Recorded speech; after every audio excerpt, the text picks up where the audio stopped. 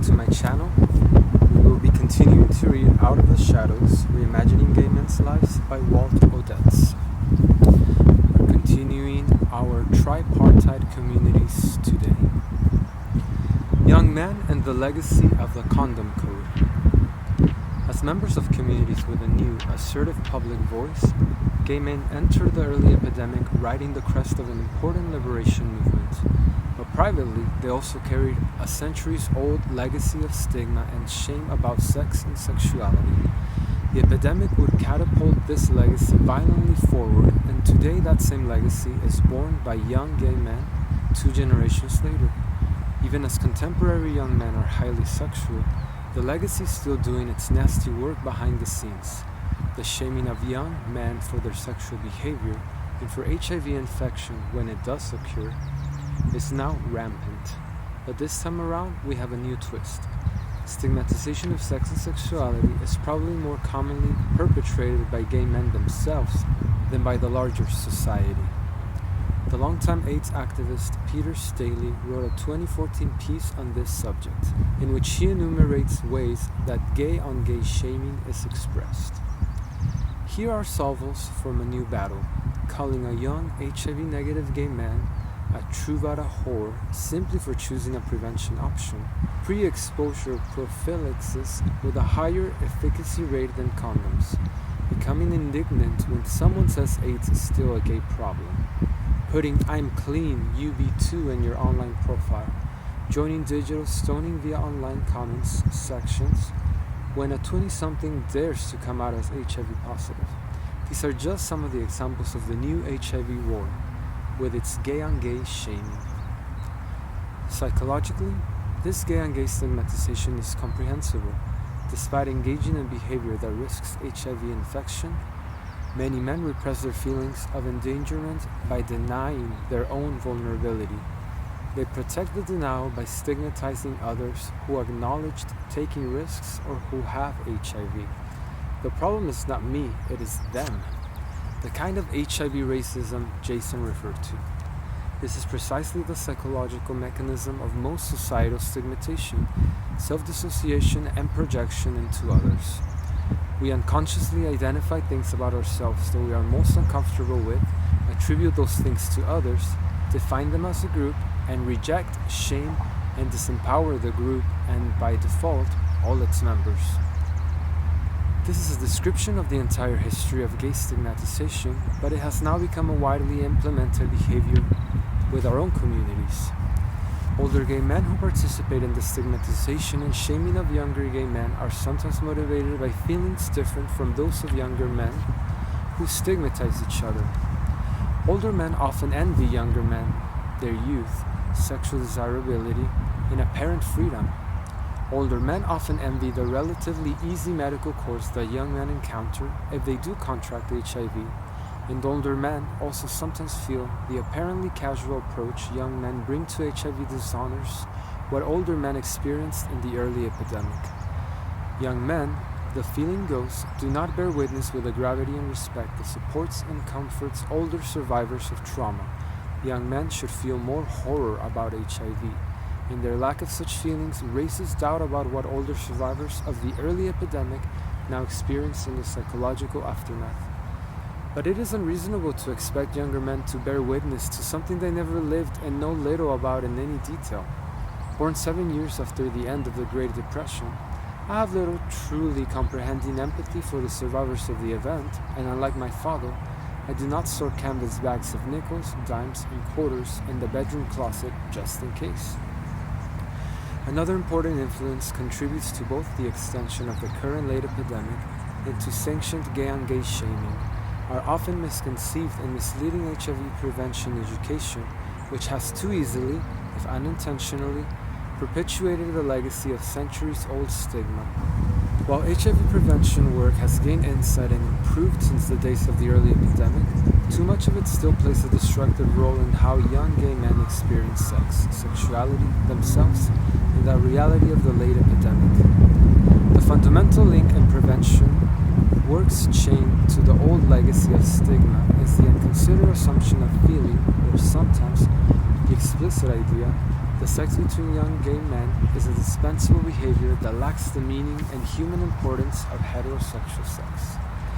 Gay men have thus been expected to abstain from sex or certain forms of sex, or to conduct it in inviolably restrictive ways that would never be expected of heterosexual couples. Frottage, the rubbing together of bodies, has actually been proposed as an alternative to oral or penetrative sex. Although most heterosexual sex is not conducted in the pursuit of pregnancy, it would be unimaginable to instruct heterosexuals to abstain from vaginal sex, or to inviolably conduct it with condoms for a lifetime. To force compliance with exactly this expectation for gay men, prevention education has traditionally not informed men of even the correct and complete facts about how and how frequently HIV transmission occurs. With purely instructional education, men are told what to do and are left with unexamined generalizations that posit an inflexible, impossibly monolithic task for avoiding HIV. The condom code is such a task, and until recently it has, along with HIV testing, been the core strategy of most prevention education. Historically, the condom code dictated the universal use of condoms in sex, every time, for a lifetime, with no distinctions for the kind of sex involved or the HIV status of the two partners. Any sex without a condom was labeled unsafe sex. In both the early and late epidemics, the condom code and other purely instructional approaches have been destructive for two obvious reasons. First, they do not allow men to make considerations that reflect their own lives and values, and thus develop personally viable approaches to avoiding HIV infection in the long term. Second, impossible expectations sometimes breed hopelessness, which leads men to abandon any efforts to avoid HIV. The condom code indiscriminate expectation of condoms for oral sex, which widely continued for 15 years in the United States, was a significant reason that many men distrusted the entire message and abandoned the code entirely. As one informed, clear-headed man put it to me, if you could get it from giving a blowjob, everyone would have it. But even without the inclusion of oral sex, the code remains monolithic and impossible, if only for the every time for a lifetime clause, because the code has been a long-standing tenet in gay communities. When a young man today does contract HIV, he experiences it as a personal failure because he did not adhere to a community standard that few men could or do adhere to. He is shamed for his failure and for his HIV. Particularly within long-stigmatized communities, the attempt to coerce and shame people into compliant behavior is destructive. A widely used public health approach for HIV prevention in America, social marketing, is largely based on coercion and shaming, although advocates present it in different, euphemistic language. Coercion is called influence or persuasion, and shaming is cloaked in the idea that those who do not comply are failing to achieve desirable status by complying with pro-social ideas and behaviors. Social marketing is very much what the name suggests. It is marketing. You convince everyone in the neighborhood that he wants, needs, and can afford a Cadillac by parking a Coupe de Ville in Mr. Big's driveway and talking it up with neighbors. Neighbors who do not buy feel inadequacy and shame. A 1996 paper in the Journal of Health Communication explains the use of social marketing in San Francisco HIV prevention. Social marketing is a process of basically implementing and controlling programs to increase the acceptability of a pro-social idea among population segments of consumers. A social marketing perspective conceptualizes target audience members as consumers and seeks to establish brand loyalty, perceptions of desirable status associated with a social product, and a network of product support. The facile idea of using commercial marketing techniques to sell a condom code has at least three obvious problems. Most men, gay and straight alike, are much more enamored of Cadillacs than condoms. Car ownership is less psychologically complex than the tactical use of condoms in the heated, altered consciousness of sexual arousal. And if you don't have a Cadillac, the entire neighborhood knows, but no one knows who is not using condoms in private sex. Social Social marketing may have sold a lot of Cadillacs by shaming people who own Chevrolets, and it may have done some good for some gay men, but it has also done a lot of harm by inducing still more shame in a historically coerced and shamed population. The condom code is an impossible standard for real lives, and the frequent consequence of its social marketing is that men are left with the belief that there's a community standard which does not, in fact, behaviorally exist. It is a community standard in word only. For two men in private maelstrom of sexual arousal, the pro-social idea easily flies out the window with the Levi's and t-shirts. These men then feel shame about their behavior because they have been led to believe that the community standard actually exists and that they are virtually alone in violating it. When asked, they profess adherence to pro-social behavior. These men are not change agents or consumers. They are deliberately confused and shamed men, possibly exposing themselves to unnecessary risk. While studies show, through self-reported data, some short-term prevention efficacy for social marketing, its value is highly questionable over any extended time, much less a lifetime. Social marketing exacerbates shame both when its instructional standard is ignored in private with no ill result, and when a seroconversion does occur. HIV prevention, conducted through social marketing, is one of the significant sources of today's gay-on-gay shaming among young men. Shaming does not enhance self-care.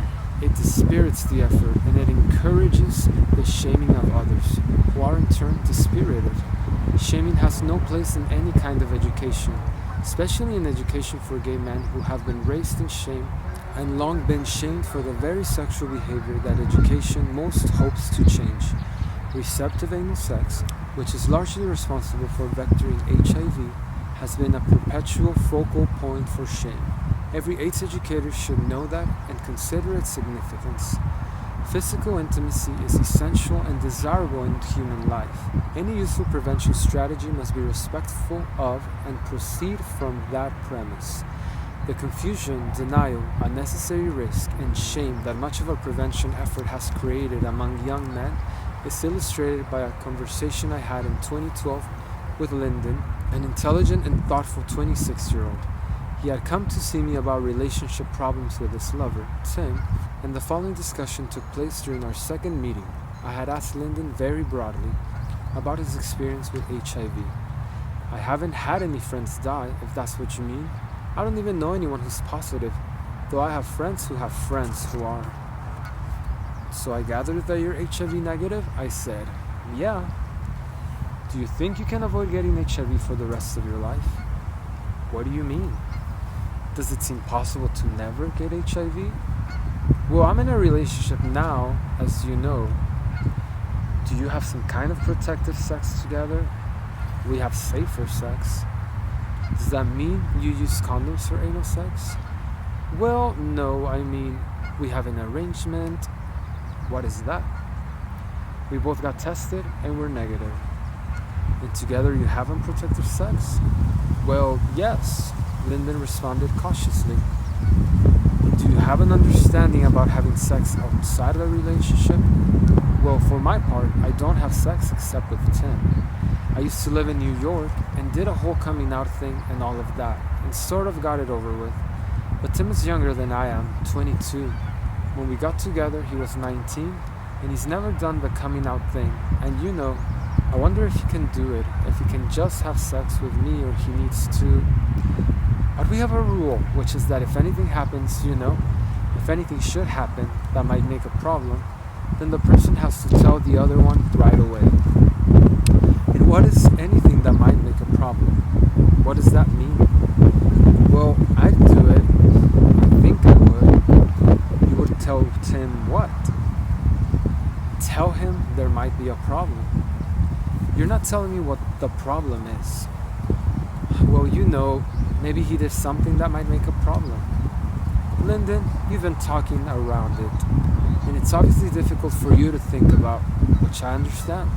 I'm taking the problem to be that you or Tim did something that might have exposed one of you to HIV. Yes, that's what I mean. You know, the rule is that you're supposed to tell right away, regardless of the consequences. You don't sound very confident when you say it that way. I was surprised by your question. No one has ever asked me these kinds of questions. We don't tell our friends what we do, even though I'm pretty sure most of them do the same thing. They'd say, "Are you kidding? You mean you guys have unsafe sex?" As a matter of fact, we'd never be having a conversation about all of this in the first place. No one talks about it. No one has ever asked me these kinds of questions. And I've never really had to think about it before. And why would your friends react that way if they are doing the same thing you do? Because condoms are what you're supposed to do. There aren't that many people who would admit to not using condoms. Admit? Yeah, I know it sounds like I'm confessing a crime. Well, it feels that way. It is practically considered a crime. It's not the kind of thing you tell other people about. I don't think of it as a crime. It's just natural sex, but perhaps with some risk, which is why I asked about it. Have you asked him if he wants or has sex outside the relationship?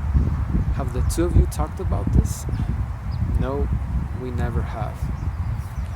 The purely instructional condom code had obviously clarified little for London and Tim, but the homemade arrangement the Linden reluctantly revealed to me does have a name in the world of HIV education.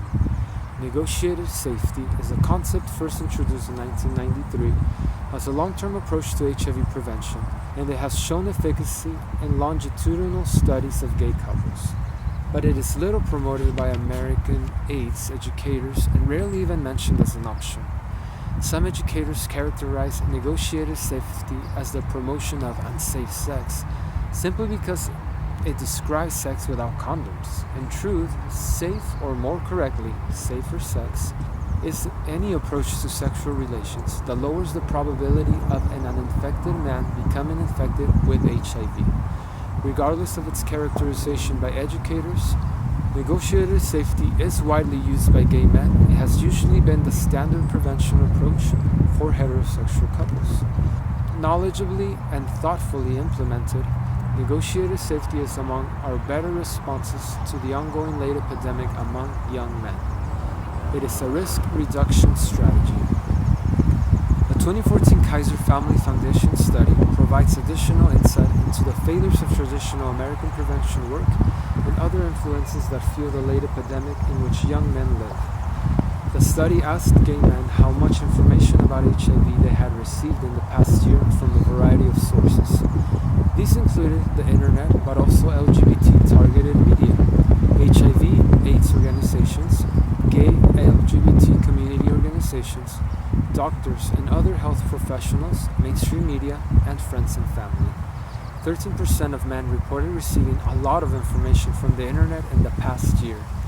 10% reported receiving a lot of information from doctors and other health professionals. Combined, LGBT-targeted media and community organizations have provided a lot of information for 7% of gay men. Friends and family have provided information to 2%. 43% reported receiving no information at all from doctors and health professionals. 57% have received no information at all from friends and family. The study concludes, despite a general sense that LGBT organizations are doing enough to address the problem of HIV/AIDS in the US, few gay and bisexual men say that they've personally gotten a lot of information about the disease from these organizations or any other source in the past year. Clearly, focus, open discussion, and support are lacking for gay men who might want to consider the issue. The 2014 Kaiser study also reports figures on condom use, which reveal the disparity between the promoted community standard and actual behavior. Only 39% of gay men self-report consistent condom use, and 24% say they never use them.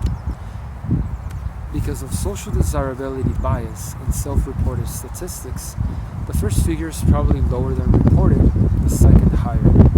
This means that fewer than 39% consistently use condoms, and more than 24% never use them. James Krelenstein, a 23-year-old gay New York medical researcher and AIDS activist, provided an interesting, informed young man's perspective on that question. Sex without condoms is more enjoyable biophysically. The end of the penis is the highest density of nerve endings in the world, and you put a plastic bag on it. Barebacking is fetishized because it's stigmatized. It feels more intimate and liberated because you're taking a risk.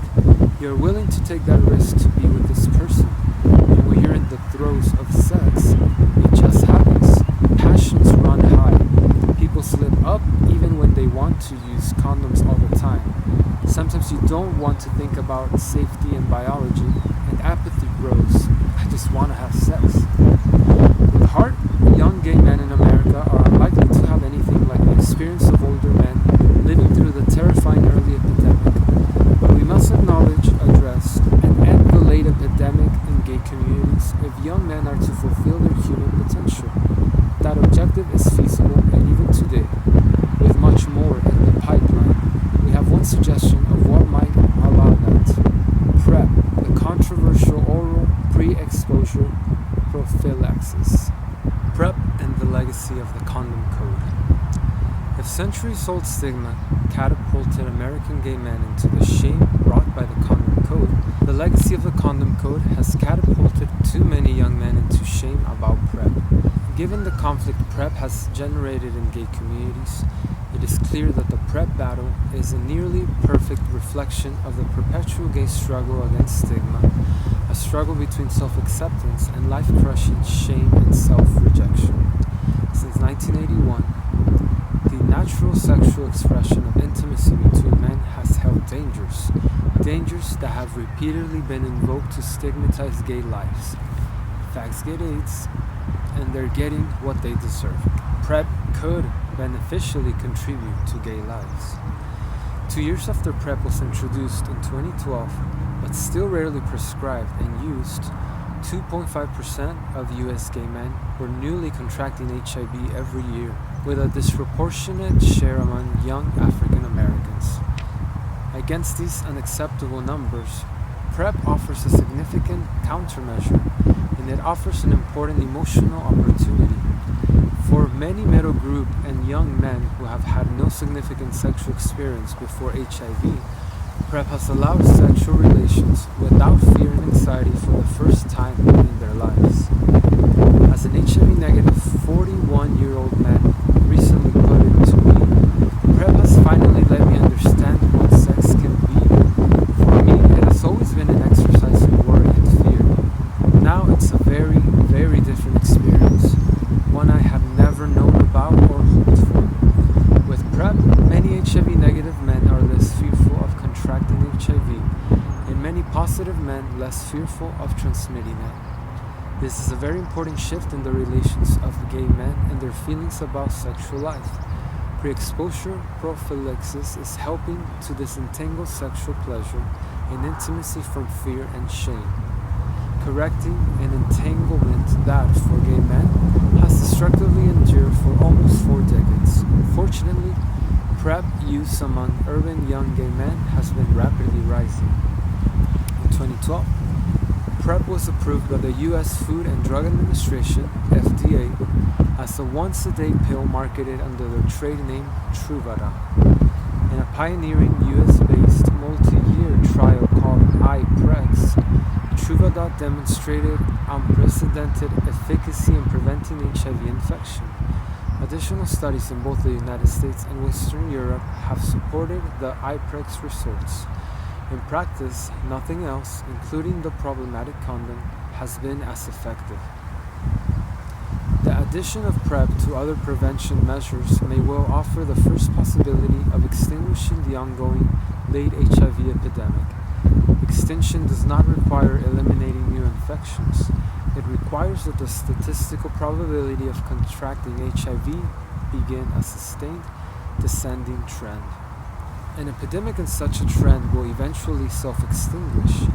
In the years before the introduction of PrEP, the trend had plateaued, and since the 1980s, we have even seen reversals with climbing rates. With all the opportunities PrEP appears to offer, what is the PrEP battle within gay communities about? The question has already been answered. It is about the legacies of long-term stigma and the condom code, which encourages fear and shame within oneself to be turned on others. The code, effective or not, has so indoctrinated itself in gay lives that young men, who were all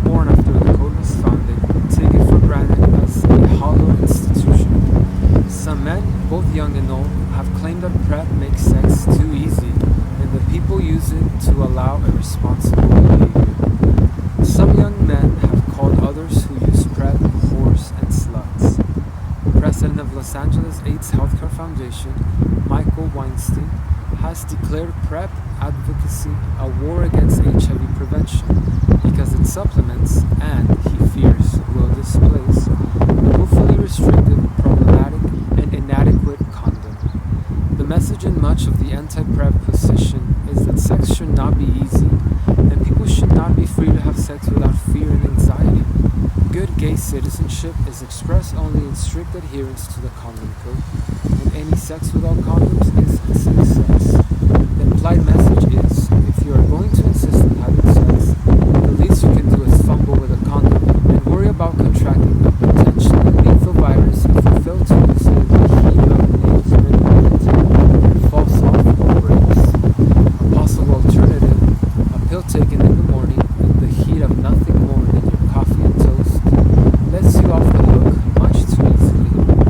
The controversy about this pill is clearly reminiscent of that about the pill, the oral contraceptive, Innovate, which so stigmatized women and was introduced in 1960. Against pregnancy, Innovate provided the same very high 91% efficacy that Truvada provides against HIV, but women were called whores and sluts for using the pill, and many felt shame about it. It took 5 years for the Supreme Court to rule that, for married couples only, use of the pill was protected as a right to privacy under the Constitution. But 26 states continue to prohibit Innovate for unmarried women, and it would be another 7 years before the court finally legalized oral contraceptives for all citizens. In the early years of the new century, are gay men really going to reenact this despicable history of stigma and shaming against themselves?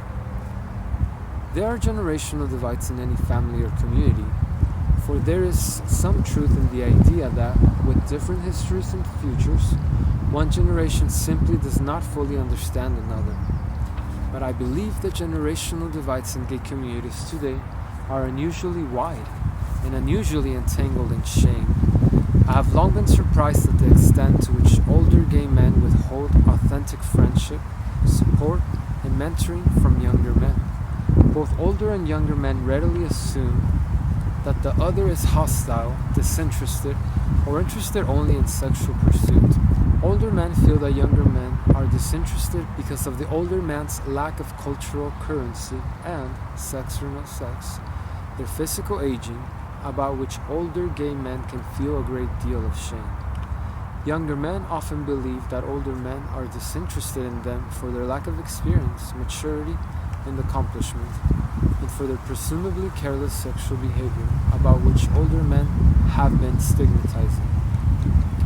Each group thus fears the rejection of the other for a variety of reasons, but much of this fear is unfounded, and both groups have much to learn from and offer to the other. My work as a psychotherapist is, in part, such an exchange, and young men are often eager to talk to me and learn with, not from, someone older. In turn, I learn a great deal that I never knew or have forgotten, and I value the vitality, spontaneity, and novel insight that young people often express. The young are less encumbered by assumptions gained through too much experience. Such valuable intergenerational exchanges need not exist only in formal relationships, and their potential in other forms should not be overlooked. Historical experience is also always a component of generational divides, but gay communities have an important dividing historical issue.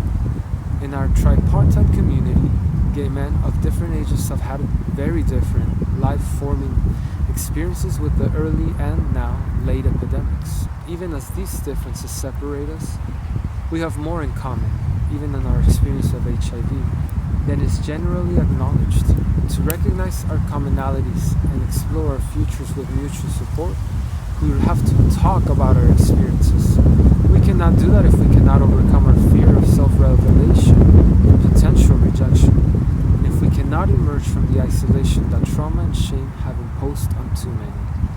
To the extent that they have been able to find gay communities at all, gay men, young and old alike, too often find urban clusters of social isolates who live only in close proximity. As children and adolescents, gay men still often grow up socially isolated and never completely unlearn the sense of self that experience breeds, a sense of self that interminably sustains the problem. 30 years ago, the community activist Eric Roos, whom I had never before met or seen, asked me to breakfast at a Castro cafe to discuss HIV prevention issues. "How will I recognize you?" he asked. "I'll be the one who looks like he's looking for someone," I said. "That won't work," Eric responded. "Everyone in Castro looks like he's looking for someone." I offered to wear a red carnation, which I did.